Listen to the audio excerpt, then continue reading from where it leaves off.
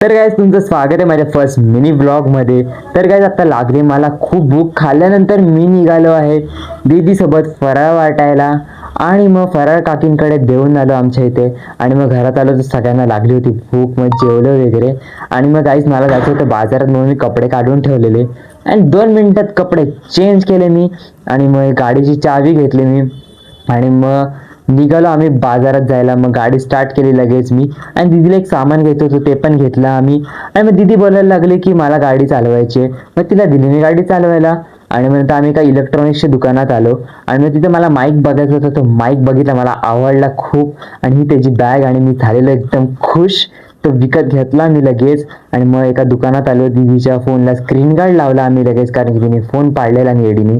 आणि घरी आलो मी माईक अनबॉक्स करत बसलो. मला काही कधी धीर नसतो. लगेच खोलला बिलला, त्याला चार्जिंग नव्हती मग चार्जिंगला लावला. आणि मग घरात बसून कंटाळा आलेला, मग क्रिकेट खेळायला आलो मित्रांसोबत. आणि घरी आलो तो बघतोय काय सगळे पाहुणे आलेले घरात आणि मग सगळे गप्पा मारत बसलेलो.